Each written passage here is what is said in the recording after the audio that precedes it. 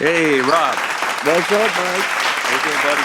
How you doing there, man? I'm all right. Another week is over, man. Still quarantine, still there. I know. I know. It's no end in sight, man. Still just doing the same shit.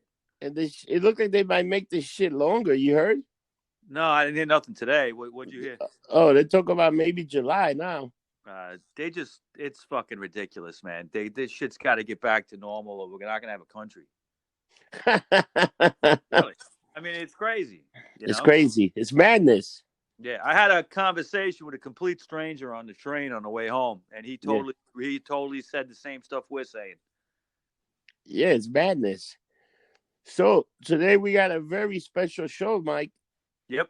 and it's the Rock Show episode 66. 66. Damn. And who are we talking about? A very special group and a very special man. Yes, we're talking about Mark Bolan, who was the singer, guitar player, songwriter for T-Rex.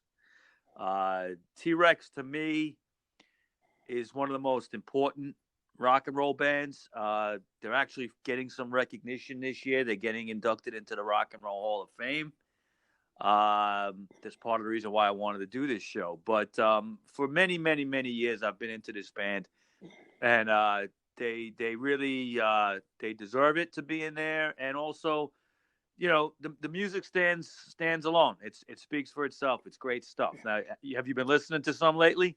Yeah, I've been listening to a few of the songs, man. I was surprised how many hits they had, But you know what? It seemed like they were like the way they were, like they started really like acoustic very low. Yeah, And it's weird that he actually started in that other band, John's John, whatever. John's Children. Yeah. Yeah, and that was almost like a kind of a gay kind of band almost. Well, I mean, it was garagey kind of sounding, mid '60s Yardbirds, Stones influence stuff, psychedelic. But But those guys had no John's. yeah, no, I mean they were only around for a minute, and it just was the connection with the manager from the Yardbirds. We'll get into all that, but I mean, Boland was one of these guys that was just driven from day one. All right, Oh yeah. he said, "I'm going to be a star," and there was nothing that was going to stand in his way. And guys like that, Bowie had that quality. Some of the best people ever had that quality, and I think it's an important show we're doing today, just to kind of get that word out there about his music. But you know what? They try to call him. I never really thought these guys were punk at all. I thought they were No, definitely glam rock. But they try to no, call them. I was like, no, no, no. like Godfathers of Punk, like that kind of stuff. I mean, look, glam rock, whether it was Mark Bolan or Bowie, Gary Glitter, all that stuff that came in the early '70s that was big in England. All of that was influential to the punks that came a few years later. So yeah, I don't have a problem with them saying it's an influence. Bolan had an attitude, definitely did an attitude you might call a punk attitude, but Yeah. he was also a business guy too. He was Oh he yeah. would he would do shit just to put fans in the seats. Yeah. And he was also a guy that went through a lot of band members too. Yeah, yeah. Well, he wasn't an easy guy to work with. Yeah, pretty much. If you didn't agree with him, guess what? You're out. Yeah, yeah, yeah. All right, so you want to jump in here? Yeah, Mike. Give me a little history. Give me a little All right. background. All right. Well, Mark Bolan, his real name he was born Mark Feld, September 30th, 1947, in the Stoke Newington section of London. Kind of came from a blue collar background. He was never interested in school. He was expelled from school actually at the age of 14. Yeah, he was out of there quick. Yeah, basically for non-attending. He just didn't give a shit. Yeah. What he did care about at that age was fashion, clothes, and rock and roll. And by age 15, which would have put it about 1962, he was considered a mod, okay, in that mod style. And he dressed accordingly that way, okay? The mods were uh, it was a group of people, it was a movement, and like the Who, the early Who, were Yeah. like a big part of that. They dressed very fashionably, a lot of button-down stuff, button-down jackets. Everything was like just so. They used to drive scooters, that kind of thing. If you ever saw the movie Quadrophenia, you'd know about the mods. Yeah. Um, yeah, you familiar with that, right? Yeah, I'm familiar. They were even talking about this guy that I think he had a what you call he had a bike that he never really rode. Yeah, it was just for posing with It it. was just for posing, which is fucking great. Yeah, I mean, he understood, I think, at a young age about image and how it could be used, and there was even a point, I believe, where Time Magazine had actually taken a picture of him as a. And this is before he was anybody, Yeah, as a as kid with a those other as guys. yeah, like as what was considered like a stereotypical mod. For well, people were curious, what's this mod scene going on in the UK? And I think Time did a feature on it, and they had a picture of him in the magazine. Um, by age 17, he was basically hanging around coffee shops. He thought of himself as a Bob Dylan style folk artist. Okay, he would wear a corduroy brimmed hat like Dylan used to wear. He'd sit around sitting on the floor playing his acoustic guitar. Um, he was basically just kind of hanging around, and he met this former child actor named Alan Warren. And Warren had connections with a show called the 5 O'Clock Club. Yeah. And this guy, Warren, Alan Warren, actually decided to manage Mark, who was actually not even going by the name Mark Bolan yet. He was going by the name Toby Tyler. Yeah, that I find that whole thing weird. Well, I think he just, again, how do you use image in a way to advance you? He was very good at that. And he just took a name. I guess I don't know how he got the name Toby Tyler, but that's what he was going by. And he he cut a track in a studio of Bob Dylan's "Blowing in the Wind," and it was given to EMI. But are you there? Hello. Yeah, I'm here. I'm Okay. listening. Yeah. It was given to EMI, but they turned it down. They turned it down. So he was trying to get something going, but it wasn't really working at this point. But he was not going to give up. Now this Dylan track that he did disappeared for like decades, disappeared for like almost 30 years. And Wow. it actually turned up in 1991. Somebody, I believe, put it up for auction, and it ended up somebody bought it and they put it out as like one of Mark Bolan's earliest recordings. He did end up signing to Decca Records in 1965. Yeah. At that point, he decided to change his name to Mark Bolan. Some people say, how do you get that name? Uh, there's different stories. The one that I kind of tend to believe is he took kind of like Bob Dylan's name and shortened it, That makes sense. like the B and the O and the LAN, like that. Yeah. You know, I mean, it sounds like a cool name. It sounds like James Bond or something. Mark Bolan. Yeah. It's Like that. definitely a very cool name. It's definitely a great stage name. Mm-hmm. Definitely. It was here that he had started recording again with Decca, and he released a song called "The Wizard." He was using a female trio group as a backup singers on that song, and they were called the Ladybirds.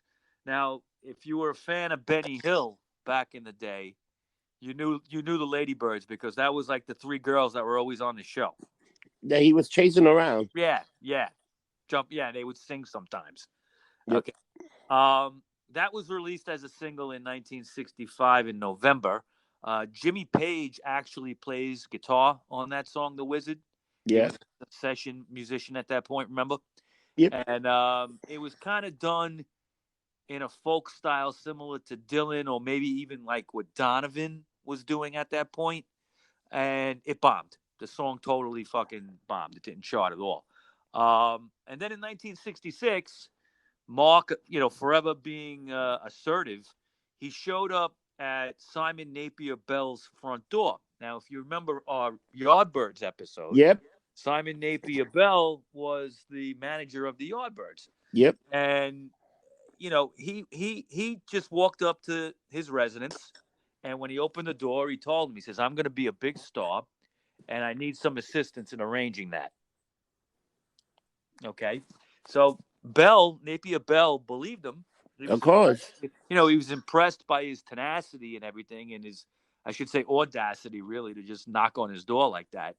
And he set up a recording session for Mark, and a few simple tracks were recorded. At the time, like I said, Napier Bell was managing the Yardbirds, but he was also managing a band called John's Children. Yeah. And he considered putting him in that slot for the Yardbirds after Clapton left. Okay, but he decided that John's Children really needed a songwriter, and he liked the way Bolan wrote. He thought he was very talented. And they also needed wasn't he like the guitarist for them? Yeah, but he could have been a guitarist in the Yardbirds too. You never know. Yeah. But a single was written right away for John's Children. They needed to have a hit, and he wrote the song called Desdemona. Okay. Yeah. And it was an interesting folky kind of song. It got banned by the BBC because it had lyrics that said "lift up your skirt and fly." So they would not play it on the radio, and it bombed. That was fantastic. Yeah. John's Children was an interesting band. They didn't last for that long.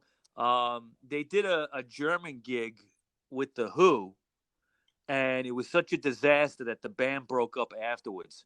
I heard it went to shit. Like they really made a spectacle of themselves. Yeah, there was some kind of big thing. I don't know exactly what it was. I've never heard the whole story, but I think they just bombed. Like something happened with the audience. And Dude, I think they just lost their shit on the thing. They were trying to outdo the Who's, and they just fucking lost it. Yeah, you're not gonna outdo the Who, that's for sure. Not that. Nah.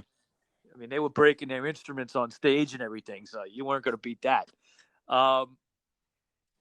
When John's Children broke up, he kind of reassessed himself a little bit. He began to write some poetry. He was interested in writing some short fantasy novels. And he ended up going to Paris briefly, where he started writing some songs that would actually kind of appear later when T-Rex was formed. But before T-Rex, you had Tyrannosaurus Rex, okay? And in the ashes of John's Children, of that breaking up, he formed Tyrannosaurus Rex. Now, it's interesting because when what's funny? These two bands were very different. Very, very different. Very different. Absolutely. When John's Children broke up, everybody lost their equipment. It was all repossessed. Okay, by whoever they owed bills to, and so he really didn't have any electrical equipment. There was no electric guitars, so he started this acoustic band. It was going to be guitarist Ben Cartland, drummer Steve Took, and him. Okay, and but what he did was, and it was a typical Bolan kind of move, is he actually booked the gig for the first Tyrannosaurus Rex show before he had the band together. Who does that? Right? Psycho. Yeah. No, I mean, you gotta have, you gotta be an arrogant son of a bitch, really, to try to pull that off. Okay, you don't even have a band yet, but you're just telling people, yeah, we're gonna play this day. So what he was doing is he got the gig at a place called the Electric Garden, and then he put an ad out in Melody Maker. All right, and just to get the musicians. So he got Ben Cartland and drummer Steve Cook, but the paper came out the day of the gig. So he was actually auditioning and interviewing these guys about 3:00 in the afternoon, and the gig was at like 5.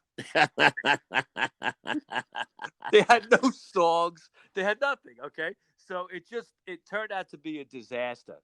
And Cartland left after that gig.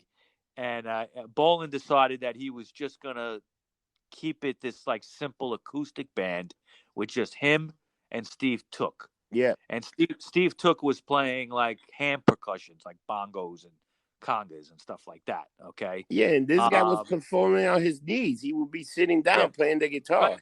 Yeah. Yeah. Bolan would be cross-legged on the stage. They would just be sitting down and playing. And, it was definitely of its time. I mean, it was a hippie kind of thing. Very But hippie. yeah, but I don't know if you had a chance to like listen to any of that Tyrannosaurus Rex stuff, but I find it very interesting. Like, even though it's hippie-ish and a lot of that stuff I don't like, it still has like this interesting quality of songwriting in it, where he's talking about like elves and wizards and stuff like that. Dude, but the You guy know? the guy was like a, you know what, that he was like almost like a rapper. Like he was putting words that sounded good together. They might not make Yes, sense, but they sounded right, good together. right.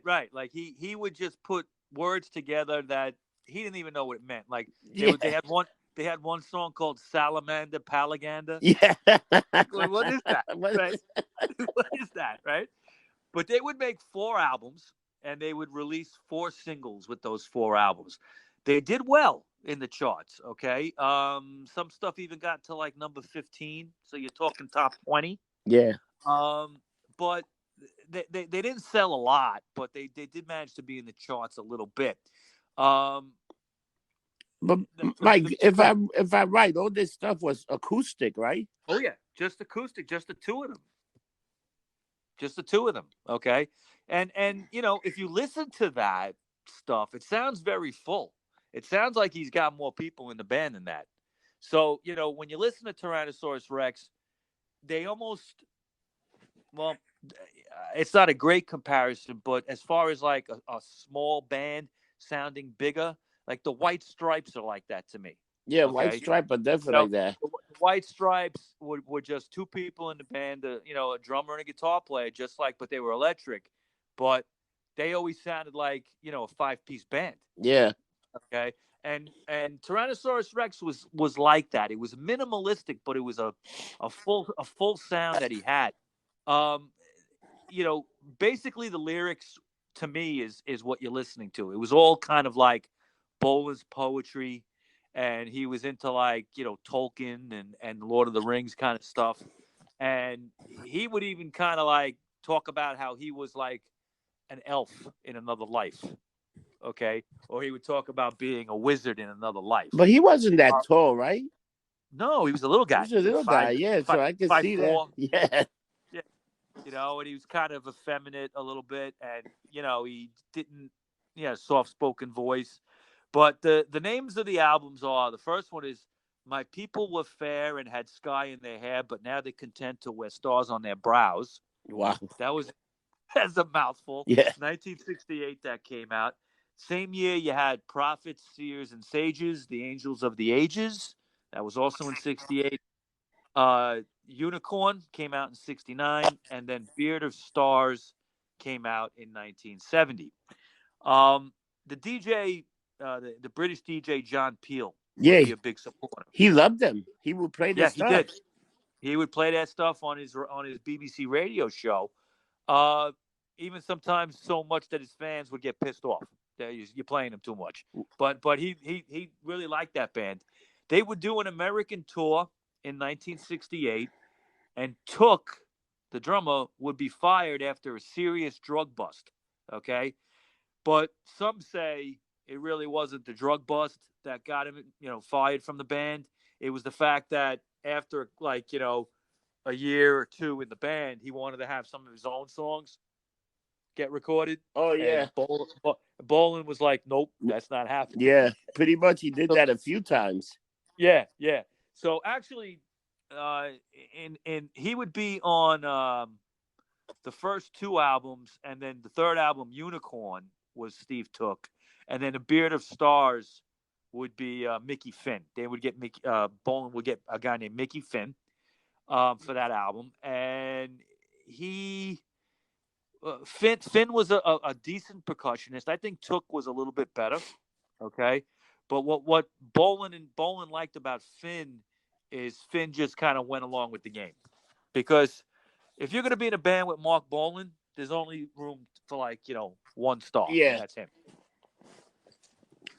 He's the star. Um, Everybody else is the backup singer. that kind of was his attitude, and then later on, with T-Rex, he'd get into trouble with that. Um, Bolin at that point, when Beard of Stars was getting recorded, he decided to bring some electric guitar into the band, Yeah. and he had bought a white Fender Stratocaster and was kind of letting this guitar creep into some of the acoustic shows. Now, some of the diehard Tyrannosaurus Rex fans didn't like that.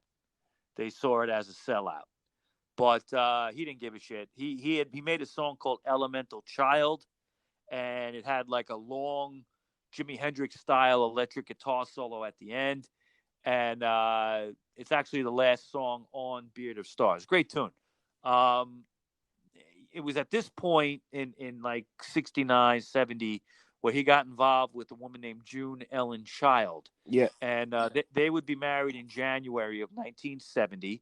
She was the former secretary to the manager of Syd Barrett from Pink Floyd. Okay. Syd Barrett was the original singer of Pink Floyd. And, she used to be the secretary to the manager to him. She would be very influential in getting Mark's career booming at this point. She's credited in getting him to wear some like very cool clothes and dressing a certain way, which would attract attention. Um, he wrote a song at this time called "Ride a White Swan." What a name. Yeah, "Ride a White Swan." Catchy song. Yeah. Okay, it's just got like this hand clapping backbeat. It's got Finn's percussion on it, his hand percussion on the congas and everything. At that point, he was involved also with Tony Visconti as a producer. Yeah. Okay. And it was also around this time that they would shorten the name of the band from Tyrannosaurus Rex to T-Rex. Okay. But it wasn't going to be a two-piece anymore. Okay. He was going to get an actual band. When Ride a White Swan came out, I believe it was done as a two-piece, I believe. Okay. It actually peaked in early 1971 at number 2 in the UK. Yeah, So it was that his song got first. far. Yeah, it was his first big hit.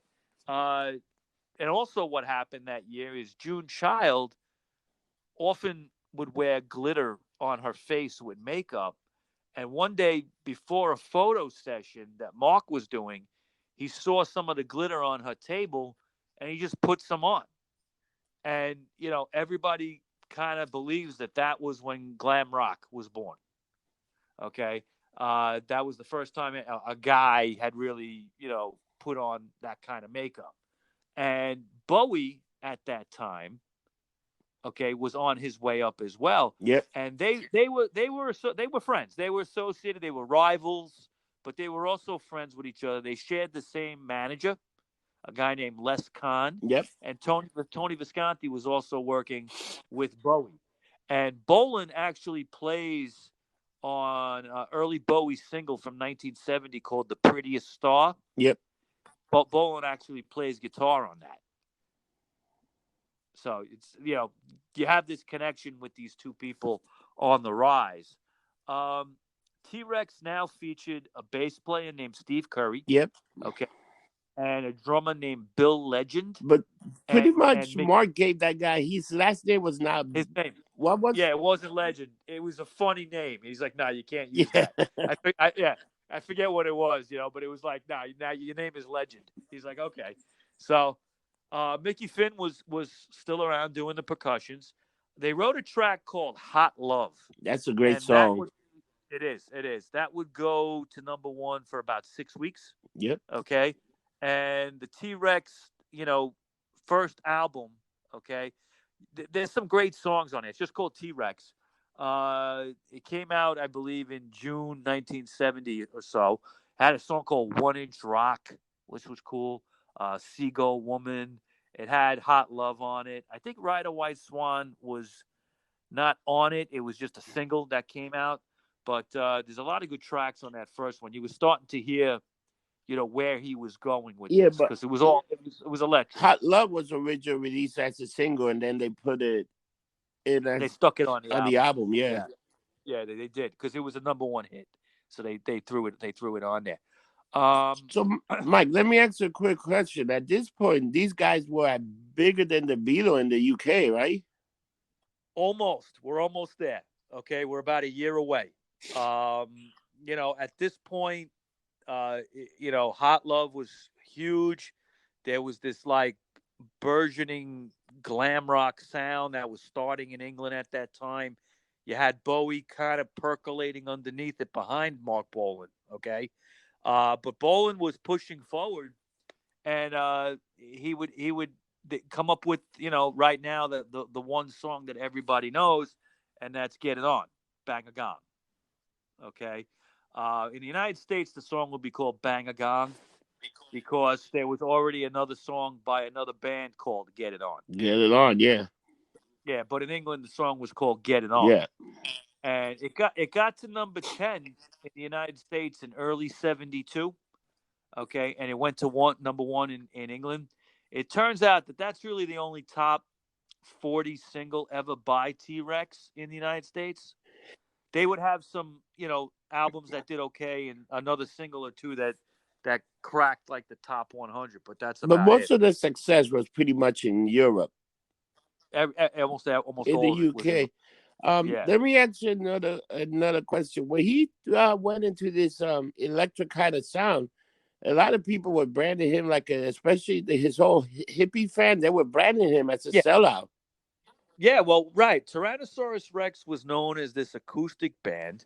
Okay, they were playing to large audiences. There's a story that Billy Idol likes to tell. Okay, where he must have been about maybe 15 years old or 16 years old, and he went to a show where Tyrannosaurus Rex was playing in Hyde Park in England, and it was part of a 2 or 3 day hippie, Festival. like festival of some kind, Yeah. and Tyrannosaurus Rex was one of the headliners. And it was right at that time when like Beard of Stars was coming out, and they were starting to turn electric a little bit.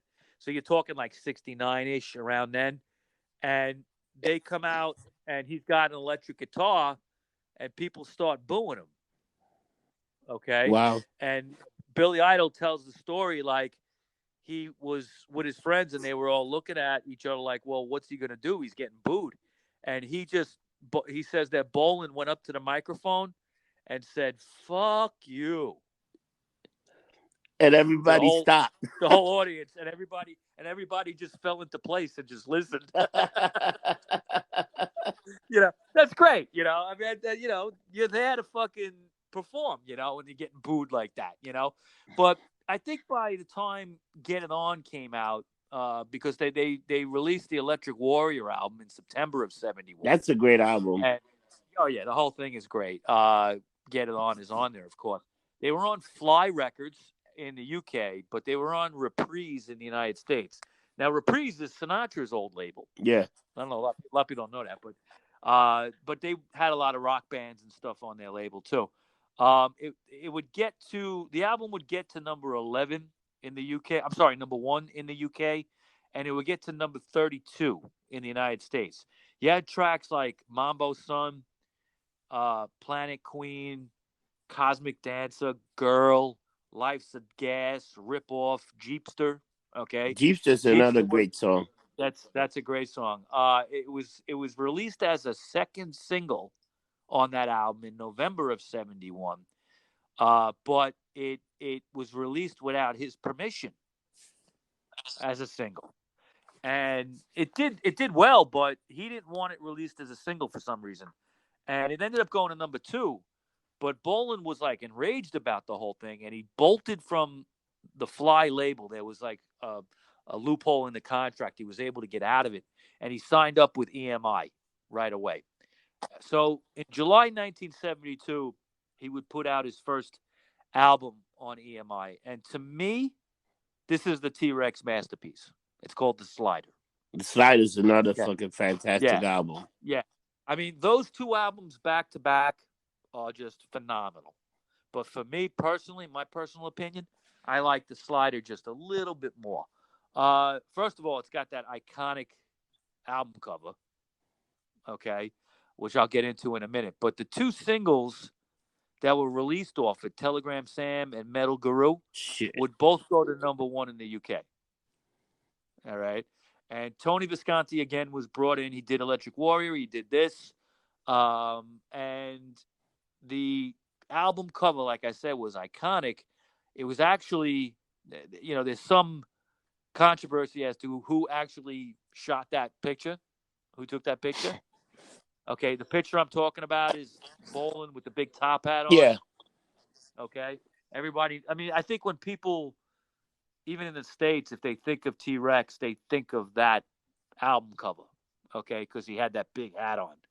And some people say that Ringo Starr took that picture from the Beatles, Ringo Starr, because he was working with Bolin on a movie called Born to Boogie. Yeah, I was just going to tell you, and that movie also had Elton John was in it too. Yeah, Elton John, a few other people. Yeah. Yeah, I mean, it was a. I have it at home on DVD. It's a great little short. It's short. It's like maybe like an hour long. Okay. There's some great live footage of them playing in front of a huge audience.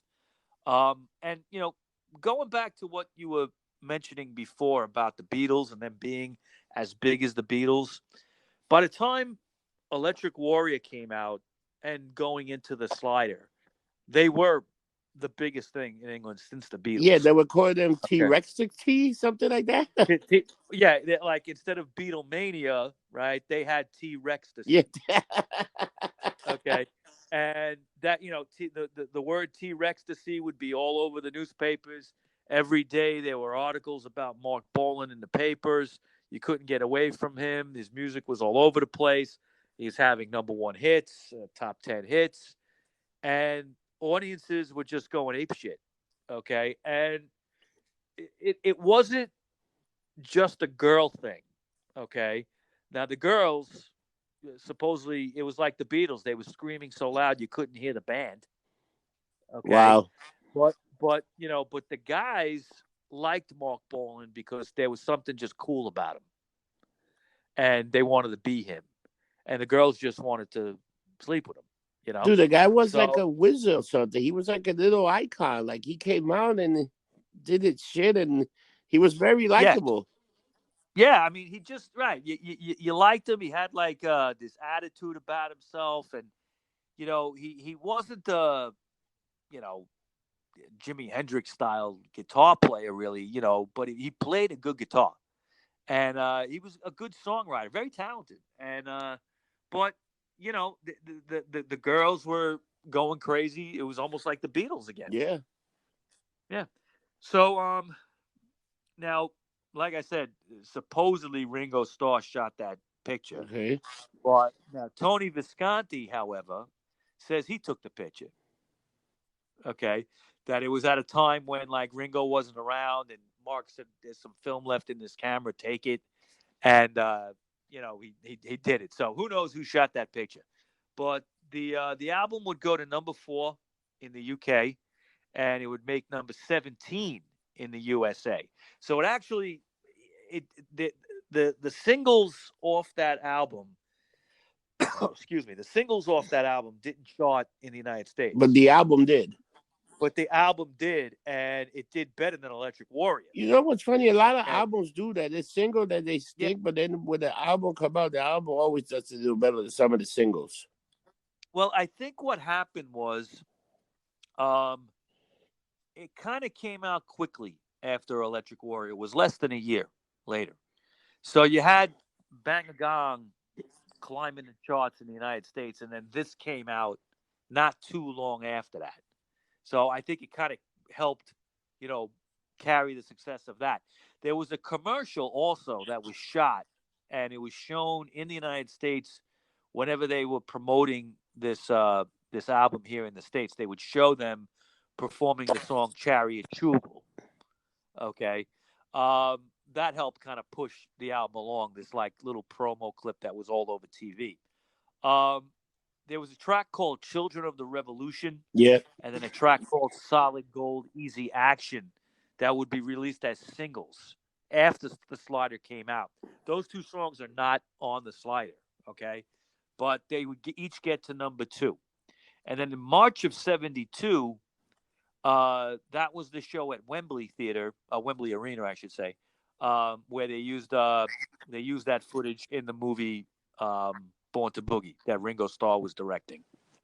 Okay, so it was cool that there was this T-Rex to see thing going on where they were as big as the Beatles, and then you actually had a real Beatle working with Bolan making this movie.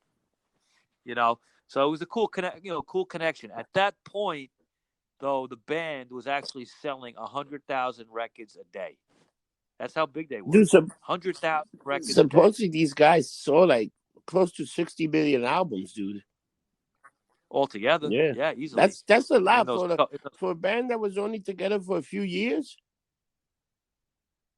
Yeah, well, this is T-Rex. We're not talking about this is just T-Rex himself. We're not talking about Tyrannosaurus Rex. We're talking about just T-Rex, which was really, the original group was really only around for about 4 years. Okay, if that. But they sold, like you say, 60 million records. But with all that, they still hadn't cracked the United States.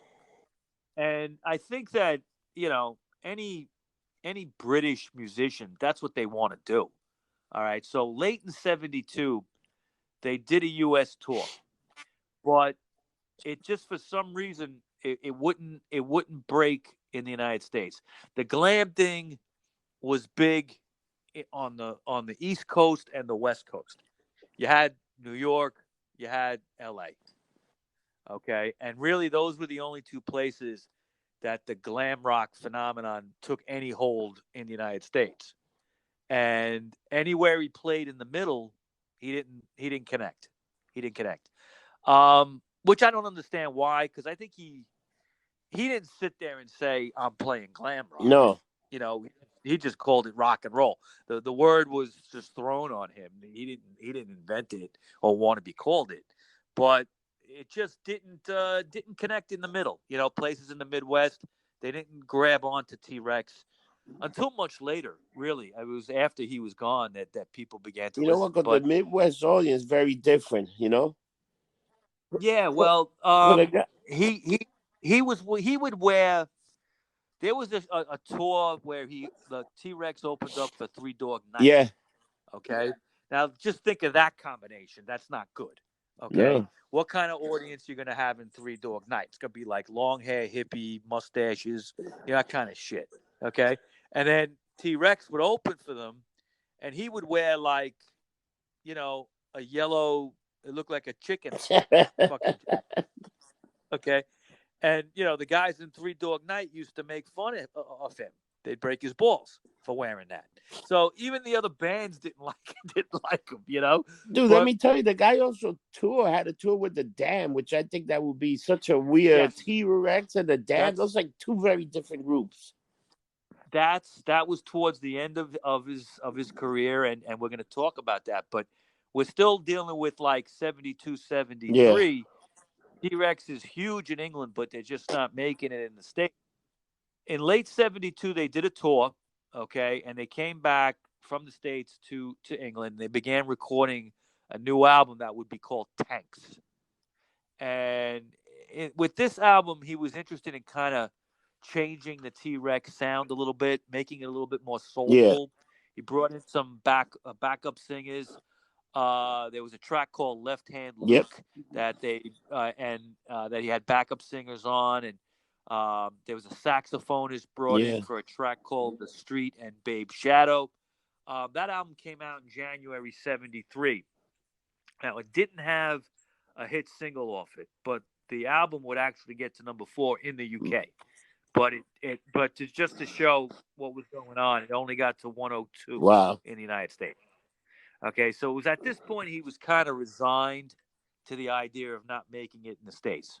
When something like that happens, you're not going to make it. But this is pretty much the last. Like this album is pretty much the last album with the classic T-Rex lineup, right? Yeah. There would be some changes. What the hell happened, Mike? Okay. Well, you know, things I've read about Mark, he was not easy to work with. Okay, very arrogant, kind of treated people sometimes very disrespectfully. People in the band, people, the producers, Tony Visconti, they loved him, but they hated him. Because he could get really uppity. Really kind of stuck up, and he he ran the show. And if anybody tried to take that away from him, he Yeah, fought he back. definitely fought back. And yeah, yeah. Even though Tanks didn't have an actual hit single off it, there was a non-album track called 20th Century Boy and a track called The Groover that got to number 3 and 4 in the UK. Now, 20th Century Boy is like a quintessential fucking Yeah, T-Rex song. It's a perfect yeah, song. And it's been covered by a lot of people. God, there was a band in the early '80s called Girl yeah. School that did a really good cover of that His song. kid just did a But remake of the song. His kid, who? Oh yeah, yeah, yeah. Roland. Roland, Yeah, right? Yeah, yeah. That's true. That's true. I mean, it's one of the most famous yeah, T-Rex songs. It's not on any album. It's just a yeah, single. Okay. But in late '73, trouble was brewing in the band. Legend left. Okay, bass player. And he relied on kind of like studio musicians after that. And he brought in a second guitarist named Jack Green. yeah, Okay. And he was trying to build up this new sound he was creating. It was at this point that he met singer Gloria yeah. And that Jones. changed him. And yeah, he added her in on keyboards and backing vocals. Now, Gloria Jones had a career on her own. She was part of Motown. Yep, Okay. And she did the original Tainted yep. Love. Okay, great song. Her version of it is very good. So, you know, he had brought in some other backup singers in the past, but now he brought up this, black backup singer chick, okay, to play keyboards and do the backing vocals. Um, it was during this period that he spent a lot of time in the United States. He was a bit of a tax exile, Yeah. okay. Uh, Bolin had done a lot of things financially that could be considered questionable. He he did a lot of things to try to like shelter his money from the tax man in England, and after he passed away, there was to this day there's still a lot of wrangling, and he had a lot of his money in trusts, and even his kid couldn't get to it, and his wife couldn't get to his money, and they only recently in the last few years has some of that stuff been settled, and they were able to get to some of that money that he had because he would just live on whatever he had, which was plenty. He was a millionaire, but when it came to like the big bulk of the money from all the record sales, the 60 million records that you just said, a lot of that was done put in trust in overseas accounts, and when you do that, it tends to not be in your hands. Yeah, it's like a red, like a little bit of a red flag. Kinda, yeah, and a lot of this stuff, like Gloria Jones wasn't involved. We're going to talk about their relationship in a second, but uh, she was with him, and she couldn't get to any of it, and she needed it after he died. But uh, during the time he was spending some time in the States, he had put a lot of weight on, and he was drinking excessively, and he began to have an affair with Gloria Jones, and he was still married Yeah, to and June. she was actually very good to Okay. him. She kept him focused on June, Well, June was good Yeah, to I'd him say too. June was very Okay. good to him. I'm saying June was like the one Yes. that pretty much kept him in line for a long time. Yeah, and she was influential in creating his image. Okay. And which Let was, me ask you another. What was his fascination with Elvis? oh well, I think just from growing up, at that time as a teenager and stuff, he loved Elvis. He wanted to be an icon just Yeah, like Elvis because was, he compared himself a lot Uh to Elvis, and especially in those documentaries, there's a lot of talk of Elvis. yeah, well, I mean, the 50s rock and roll guys like Elvis, Little Richard, Jerry Lee Lewis, stuff like that. they were very, to the guys that came in that era when Mark was playing, they were very influential. So yeah, you would say if you were a Mark Bolan guy, you would say, all right, well, I love Elvis, man. His music was everything, All you right, know. let me bring you to a little controversy here.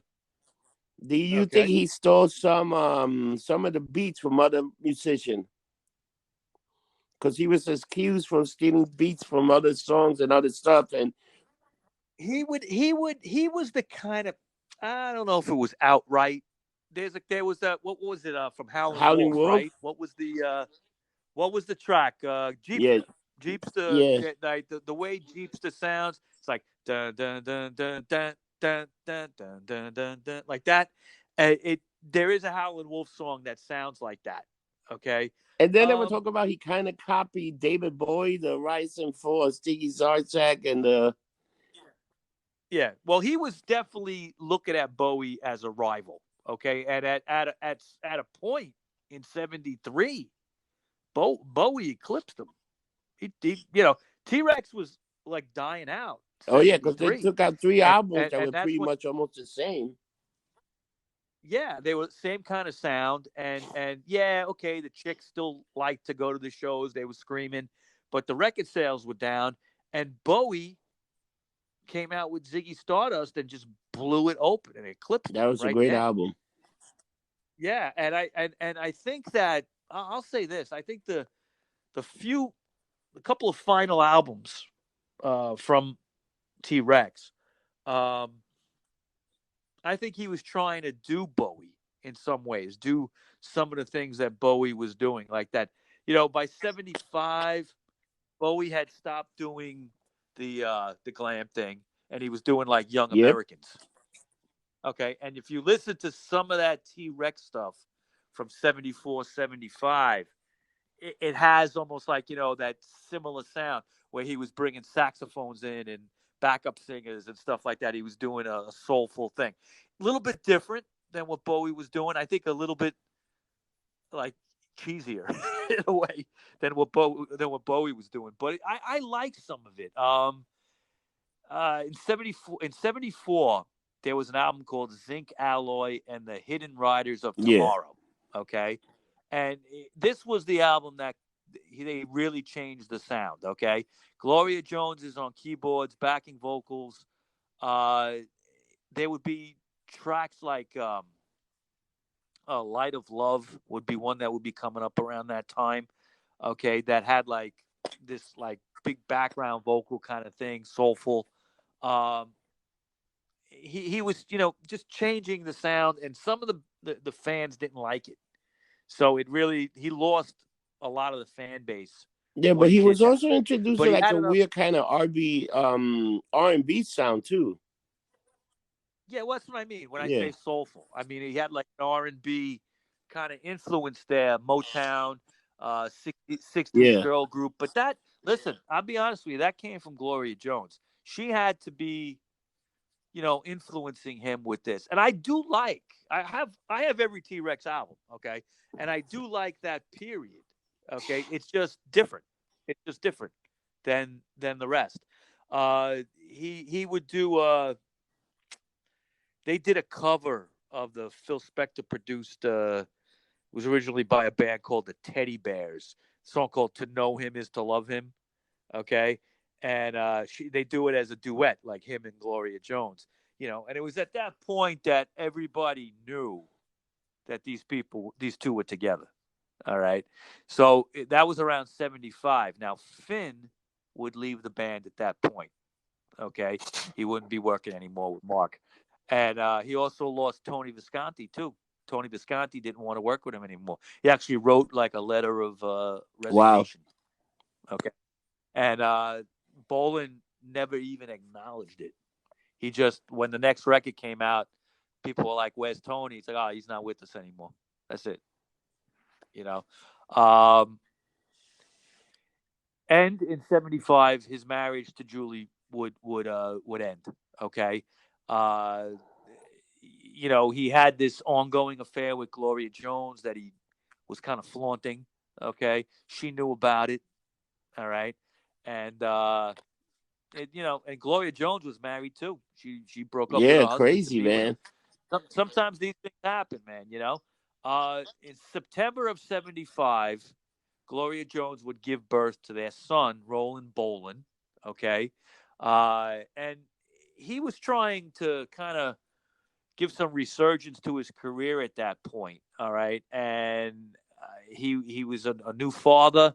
He was very into that. Okay, but he also wanted to get his career up and going again and doing whatever he had to do. So he would do different things. He ended up on this like teenagey pop show called Yeah, Supersonic, and he released some singles around that time that didn't really do well.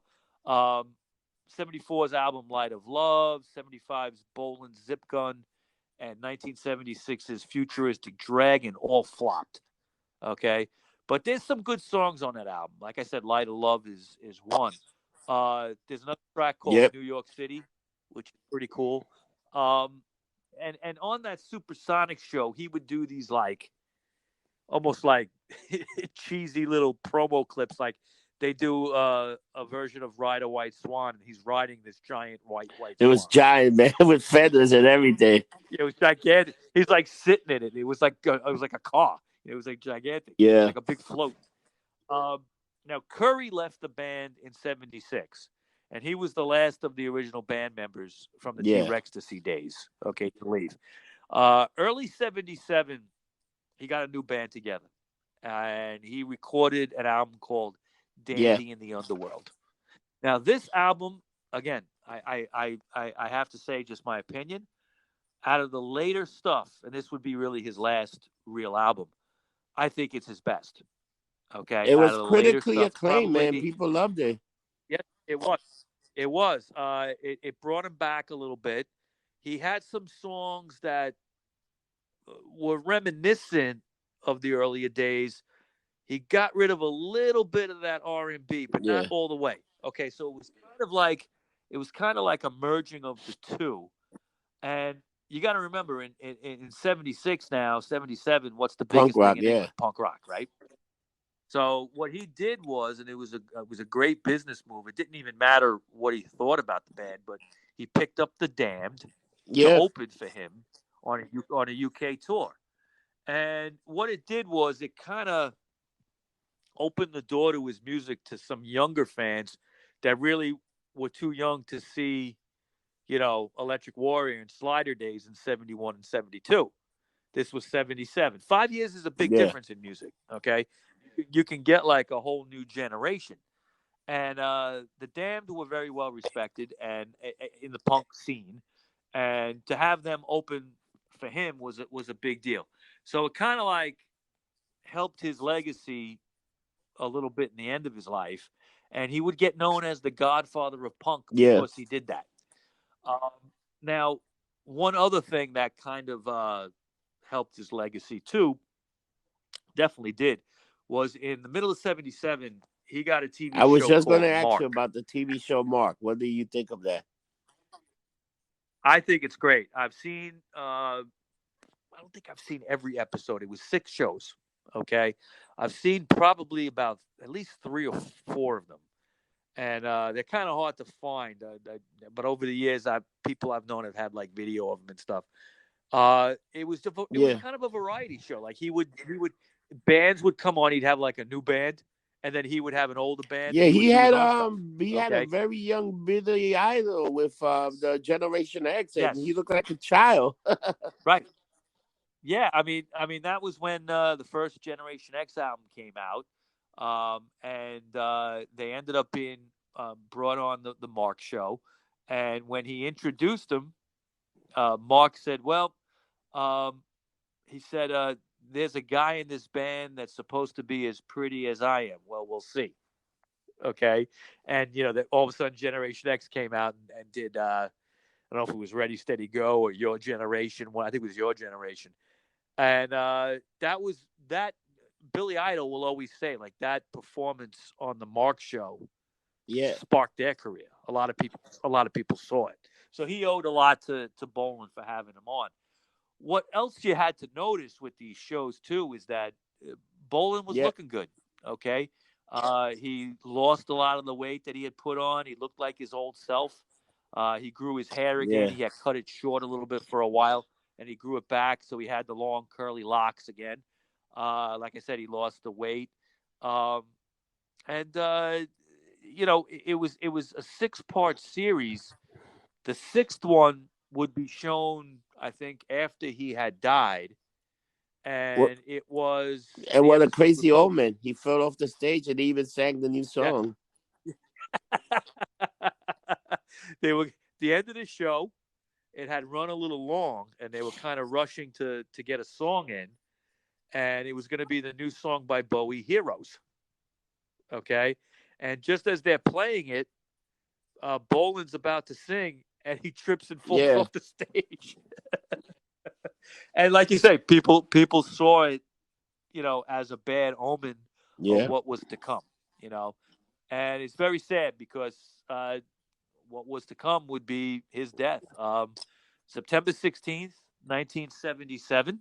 Okay, he was in his Mini with Gloria driving, and they were heading home from a party near the Barnes section southwest of London, and she lost control, okay, of the car, and they hit a tree, and she broke her arm and her jaw, but he was killed instantly. That's crazy. Sad And ending. you know what? It was 2 weeks Sad ending. before his Um, 30th birthday. right. He was almost 30. He always had Yep. a fear of cars. Okay. He owned plenty of them, but he never drove them. And ironically, a lot of his music has cars in the lyrics. All right. There's a song called Buick McCain. Okay. Uh, Other songs, Girl, You Like a Car. He would compare women to cars. Okay. In his lyrics. So, and there was even a point, I think, in the 60s where he had He prophesized he did. He would said die he in a would die Mini. like in a Mini Cooper. He predicted that. Yeah. Yeah, he did. Now, they had a big funeral for him. Bowie attended. Rod Stewart was there. Tony Visconti was there. It was a lot of celebrities. Uh, he would be cremated, but they would have a giant swan floral display outside the services. It was representing the Ride a White Swan song. Since then, the crash site in Barnes, okay, outside of London, is a it's like a shrine. You can go past there anytime, and there's still to this day tons of people bring pictures, candles, crosses, things like that to Wow. commemorate him. Yeah. So, what'd you I'm think? You a definitely a fan fan, now or man. what? You know what's funny? All these guys Okay. later on in life had weird deaths. Like Steve Took died from fucking choke on the cherry the Yes. cherry cocktail. Yeah. On a Pig, yeah, cherry that's crazy, pit or man. something like that. Yeah. Yeah. Yeah. Yeah. Yeah. I think Mickey Yeah, he Finn died passed from away too. The Heat. liver and kidney failure. Yeah. Yeah. I think he had a lot of issues. I think drug substance abuse So, problems, stuff Mike, like that. I I think. got a minute for you to Uh, wrap this thing yeah. up. So, what do we have? Okay.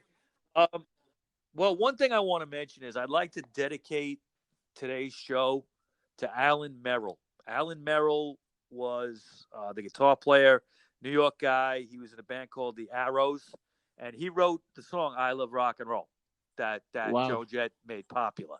But yeah, the Arrows originally did it. Check it out on YouTube. Alan Merrill passed away last week from the coronavirus. Wow. So very sad, very sad. We've lost a few people. A few celebrities, few musicians, actors, stuff like that.